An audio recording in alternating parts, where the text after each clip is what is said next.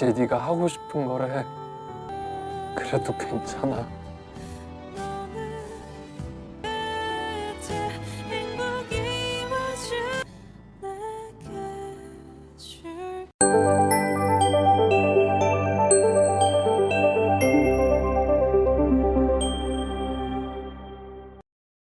Sebelum Mi Jung turun menemui Dong Jin, pria itu sudah lebih dulu mengatur waktu di jam tangannya. Berdasarkan hasil penyelidikannya, interaksi antara ia dan Mi Jung tidak boleh melebihi batas waktu 10 menit. Setelah itu, Mi Jung turun untuk membuka gerbang bagi Dong Jin. Namun, tanpa aba-aba, Dong Jin langsung masuk ke dalam dan naik ke atas untuk meletakkan pesanan Mi Jung. Ia juga membantu Mi Jung memeriksa semua barang agar sesuai dengan pesanan. Setelah itu, Mi Jung membayar secara tunai dan menandatangani konfirmasi pemesanan. Sebelum pergi, Mi Jung mengucapkan terima kasih atas pelayanan Dong Jin. Pria itu pun segera berlari keluar dari apartemen Mi Jung dan menyadari bahwa durasi interaksinya hanya sekitar 8 menit. Sesuai dugaannya, tidak terjadi apa-apa pada dirinya, bahkan di hari-hari berikutnya pun ia tetap baik-baik saja. Karena penasaran, dalam beberapa hari ke depan, Dong Jin mulai menguji kesimpulannya. Ia ingin memastikan apakah dirinya tetap aman berada di dekat Mi Jung selama 10 menit. Maka, ia kembali masuk ke apartemen Mi Jung, menaiki tangga, dan berdiri di batas pagar menuju rumahnya. Hasilnya, tidak ada yang terjadi. Selanjutnya, Dong Jin mencoba tes lain. Kali ini, ia ingin berada di dekat Mi Jung lebih dari 10 menit. Seperti biasa, ia menaiki tangga dan berhenti di batas pagar. Setelah melewati 10 menit dan bertahan selama 14 detik lebih, Dong Jin memutuskan untuk pergi. Namun, di tengah perjalanan menuruni tangga, ia tiba-tiba terjatuh dan mengalami luka di kakinya. Kejadian ini membuatnya semakin yakin bahwa teorinya benar. Seseorang tidak boleh berada di dekat Mi Jung lebih dari 10 menit. Pada hari Selasa berikutnya, Mi Jung kembali memesan barang dari swalayan, dan Dong Jin ditugaskan untuk mengantarkannya. Seperti biasa, ia membantu Mi Jung memeriksa pesanan. Kali ini, Mi Jung juga ikut mengecek barang-barangnya. Namun, ketika hendak membayar dengan kartu, Dong Jin baru sadar bahwa ia tidak membawa mesin gesek. Akhirnya, Mi Jung masuk kembali ke rumahnya untuk mengambil uang tunai. Sementara itu, Dong Jin mulai gelisah. Ia melirik jam tangannya dan mendapati bahwa waktu interaksi mereka sudah mencapai 8 menit. Beruntung, sebelum mencapai batas 10 menit, Mi Jung keluar dan segera membayar. Dengan tergesa-gesa, Dong Jin bergegas menuruni tangga. Namun, sesampainya di luar, tiba-tiba sebuah palang terlepas dan jatuh tepat mengenai dirinya. Saat dirawat di rumah sakit, Dong Jin mulai mempertanyakan apa yang salah. Menurutnya, interaksi terakhirnya dengan Mi Jung tidak mencapai 10 menit, seharusnya ia baik-baik saja. Hal ini membuatnya bertanya-tanya, apakah bukan hanya durasi kehadiran, tetapi juga jumlah percakapan dengan Mi Jung yang perlu dibatasi. Pada hari Selasa berikutnya, Mi Jung kembali memesan barang dari swalayan. Sebelum turun, ia sudah menyiapkan sebotol minuman untuk Dong Jin. Namun, sesampainya di bawah, kekecewaan terpancar di wajahnya. Ternyata bukan Dong Jin yang mengantarkan pesanan kali ini tetapi pemilik swalayan. Beberapa hari kemudian, Dong Jin sudah merasa lebih baik. Namun, kali ini, ia mempersiapkan diri dengan mengenakan perlengkapan pelindung dari ujung kepala hingga ujung kaki. Saat hari Selasa kembali tiba, Dong Jin kembali bertugas mengantarkan pesanan untuk Mi Jung. Kali ini, ia mencoba menghitung jumlah percakapan yang mereka lakukan. Namun, perhatiannya teralihkan ketika Mi Jung tiba-tiba bertanya tentang luka di tangannya. Wanita itu ingin tahu apakah Dong Jin terluka saat mengantarkan pesanannya sebelumnya. Untuk menenangkannya, Dong Jin berbohong dan mengatakan bahwa ia terluka saat berolahraga. Setelah itu, Dong Jin kembali mengendarai motornya menuju swalayan. Namun, di perjalanan, ia mengalami kecelakaan. Kejadian ini mengonfirmasi kesimpulan keduanya, melakukan lebih dari 10 kali percakapan dengan Mi Jung juga berbahaya. Akibatnya, Dong Jin kembali dirawat di rumah sakit. Jumlah luka di tubuhnya semakin banyak. Kali ini, Unsil menjenguk Dong Jin dengan penuh kekhawatiran. Ia menanyakan keadaan Dong Jin, apakah sudah membaik atau belum. Namun, Dong Jin hanya tersenyum dan memberitahu Unsil bahwa ada beberapa kesimpulan yang telah terkonfirmasi. Melihat kondisi Dongjin, Unsil memperingatkannya untuk berhenti saja sampai di sini.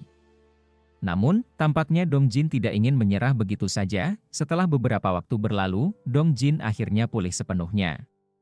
Saat berada di rumah, ia melihat Mijung dari jendela. Mijung tampak bersiap-siap untuk pergi berjalan-jalan dengan bus. Memang, setiap sebulan sekali, Mijung suka menghabiskan waktu di dalam bus sepanjang hari untuk melihat-lihat kota. Kali ini, Dongjin diam-diam mengikutinya dari kejauhan.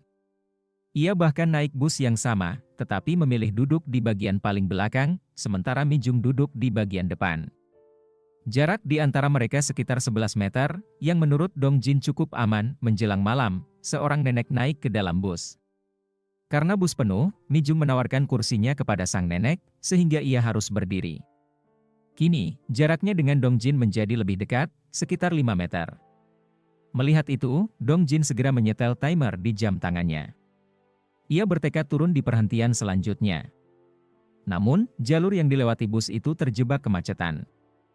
Dongjin pun tidak bisa sembarangan turun di tengah jalan, melainkan harus menunggu hingga perhentian berikutnya. Kegelisahannya semakin meningkat. Waktu terus berjalan, dan hari itu hujan turun deras disertai petir yang menyambar ke sana kemari, membuat suasana semakin mencekam. Meski begitu, Dongjin berusaha menenangkan diri dan mulai mengamati situasi di dalam bus. Dari hasil pengamatannya, tidak ada sesuatu yang mencurigakan atau berbahaya di dalam bus.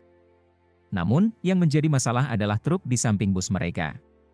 Truk itu mengangkut banyak besi, dan beberapa di antaranya berbentuk runcing, mengarah langsung ke sisi bus. Kepanikannya semakin memuncak. Tanpa berpikir panjang, Dongjin nekat keluar dari bus melalui jendela. Penumpang lain tentu saja mencoba mencegahnya, tetapi ia tetap melompat keluar. Saat itu, topi yang dikenakannya terlepas, membuat Mijung yang masih berada di dalam bus mengenalinya. Mijung segera membuka jendela dan memanggil Dongjin. Dongjin semakin bingung harus berbuat apa. Hujan deras dan petir terus menyambar di sekitar mereka. Ia lalu berlari menuju jembatan Sungai Han dan duduk di sana sambil berpikir. Ia tahu bahwa berada di dekat air saat badai petir sangat berbahaya. Namun, sejauh yang ia ketahui, belum pernah ada kejadian petir menyambar Sungai Han di tengah musim dingin. Dengan keyakinan itu, ia akhirnya nekat melompat ke sungai. Sementara itu, Mijung mulai mengingat kembali pertemuannya dengan Dongjin di masa lalu. Saat mereka masih SMA, Mijung pernah memperhatikan bahwa hanya Dongjin yang benar-benar menunjukkan duka ketika salah satu teman mereka meninggal. Beberapa kali, Mijung juga merasa saling memandang, misalnya saat ia makan siang atau ketika mereka mengikuti karya wisata sekolah. Kepribadian Dongjin yang ceria membuat Mijung penasaran, bahkan ia sempat ingin berbicara dengannya sebelum kelulusan. Namun, keinginan itu tidak pernah terwujud karena Mijung memutuskan keluar dari sekolah lebih awal. Kembali ke masa kini, Mijung terkejut melihat Dongjin berada di dalam bus yang sama dengannya. Ia bertanya-tanya mengapa Dongjin ada di sana. Namun, sebelum ia sempat mendapatkan jawaban, Dongjin sudah lebih dulu melompat ke Sungai Han.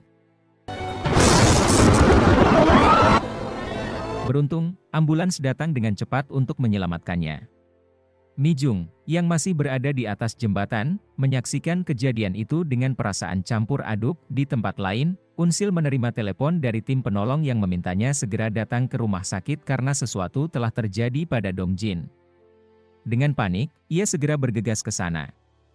Sesampainya di rumah sakit, Jung Hyuk datang menjenguk Dongjin. Kabar baiknya, Dongjin sudah siuman. Namun, Jung Hyuk tetap dibuat bingung dengan tindakan Dongjin yang tiba-tiba melompat ke Sungai Han. Ia bertanya dengan heran apakah Dongjin sedang mencoba olahraga ekstrim atau sesuatu yang serupa. Dongjin tertawa kecil dan menjawab bahwa ia hanya ingin membuktikan datanya. Dongjin meminta Jung Hyuk untuk tidak mengkhawatirkannya dan meyakinkan bahwa dirinya baik-baik saja. Pada saat yang sama, Unsil tiba di rumah sakit. Karena itu, Jung Hyuk pun memutuskan untuk pergi. Begitu tiba, Unsil langsung memarahi Dongjin karena telah bertindak nekat. Namun, sekali lagi, Dongjin meminta Unsil untuk membantunya. Kali ini, ia ingin menguji variabel terakhir, dan hanya dari mulut Mijunglah ia bisa mendapatkan jawaban yang dicari. Keesokan harinya, Unsil menjemput Mijung dengan mobil dan mengajaknya pergi. Mereka mengunjungi sebuah tempat wisata, di mana Unsil dan Mijung berbincang. Sebelum itu, secara diam-diam, Unsil menelepon Dong Jin agar ia bisa mendengar percakapan mereka. Saat percakapan berlangsung, Unsil menanyakan kepada Mijung apakah ada seseorang yang pernah ia sukai, mengingat banyak pria yang menyukainya. Mijung pun mengangguk dan menjawab bahwa ada, yaitu kakak kelasnya di gereja dulu. Ternyata, pria yang disukai Mijung adalah Hikajong. Ia bahkan mengakui bahwa alasan utama dirinya rajin ke gereja adalah agar bisa bertemu dengan Hikajong. Suatu hari, di sebuah apotek, Mijung secara tidak sengaja mendengar percakapan antara seorang apoteker dan Hikajong. Dari percakapan itu, Mijung mengetahui bahwa Hikajong mengidap epilepsi. Tak lama setelah itu, Hikajong menghampiri Mijung untuk meminjamkan buku catatannya. Namun, di saat yang sama, ia mengalami insiden yang mirip dengan kejadian yang dialami pria lain yang pernah mendekati Mijung saat malam hari. Sebenarnya, Mijung pernah mendatangi rumah Hikajong untuk memberikannya obat epilepsi. Namun, ia tidak berani menemui Hikajong secara langsung, sehingga ia hanya meninggalkan obat itu dan kembali pulang. Tidak lama kemudian, Hikajong pindah ke Seoul. Saat Mijung kuliah di salah satu universitas di Seoul, ia bertemu kembali dengan Hikajong. Pria itu mengucapkan selamat atas keberhasilan Mijung masuk universitas. Mijung lalu mengatakan bahwa ia bisa lolos berkat buku catatan yang pernah diberikan Hikajong. Namun, saat itu, Hikajong tampak bingung. Ia bahkan tidak mengingat pernah meminjamkan buku catatan tersebut. Menyadari hal itu, perasaan Mijung terhadap Hikajong perlahan menghilang. Namun, yang membuat Unsil kesal adalah kenyataan bahwa Hikajong justru menyebarkan rumor buruk tentang Mijung di universitas, yang akhirnya membuat Mijung berhenti kuliah. Setelah mendengar cerita Mijung, Unsil menanyakan beberapa hal yang berkaitan dengan penelitian Dong Jin. Jawaban Mijung membuat Unsil dan Dong Jin menyadari bahwa Hikajong telah melakukan semua kesimpulan penelitian tersebut. Namun, ada satu hal yang masih menjadi pertanyaan besar. Mengapa Hikajong tidak mengalami kejadian fatal seperti pria lainnya? Untuk menemukan jawabannya, keesokan harinya, Dong Jin mendatangi kantor Hikajong. Ia langsung menanyakan alasan Hikajong berbohong dengan mengatakan bahwa ia disengat lebah. Padahal sebenarnya ia pingsan karena epilepsinya kambuh. Namun, Hikajong membela diri dan mengatakan bahwa ia tidak pernah mengucapkan hal tersebut. Setelah siuman, orang-orang di sekitarnya yang berasumsi bahwa ia disengat lebah, dan ia hanya tidak mengoreksi mereka. Hikajong sebenarnya menyadari bahwa Mijung mengetahui penyakitnya. Ia merasa malu dengan kondisinya, sehingga tidak pernah memberitahu siapapun. Namun, ia bersyukur karena Mijung tidak membocorkan rahasia itu. Hikajong menambahkan bahwa ia tidak pernah meminta Mijung untuk berbohong. Mendengar hal itu, Dong Jin semakin emosi. Ia langsung menegaskan dengan penuh kemarahan, mempertanyakan alasan Hikajong bersikap seolah-olah semua yang terjadi adalah kesalahan Mijung. Dong Jin menuduh Hikajong telah mengorbankan orang lain hanya untuk menutupi penyakitnya. Bahkan sampai menyebarkan rumor bahwa Mijung adalah penyihir saat di universitas dulu. Ia juga menekankan bahwa Hikajong tidak menyadari betapa Mijung terluka karena perbuatannya. Karena itu, Dong Jin kemudian memperlihatkan buku catatan yang dulu pernah dipinjamkan Hikajong kepada Mijung. Dong Jin mendapatkan buku tersebut karena ia pernah melihat Mijung membuangnya, lalu mengambilnya kembali kemarin. Ternyata, di bagian belakang buku catatan itu, ada sebuah puisi serta pernyataan cinta Hikajong untuk Mijung. Dengan kata lain, Hikajong sebenarnya telah melanggar kelima kesimpulan dalam penelitian Dong Jin. Namun, berbeda dengan pria lainnya, Hikajong tidak kehilangan nyawanya. Alasannya, karena Mijung menyukainya. Hal ini membuat Dong Jin merasa sangat kesal. Baginya, Hikajong tidak pantas mendapatkan pengecualian seperti ini. Dengan penuh keputusasaan, Dong Jin kembali ke rumahnya. Ia merasa frustrasi dengan semua yang terjadi. Namun, setelah berpikir panjang, Dong Jin akhirnya sampai pada satu kesimpulan. Hanya pria yang disukai oleh Mijung yang bisa melanggar semua aturan dalam penelitiannya.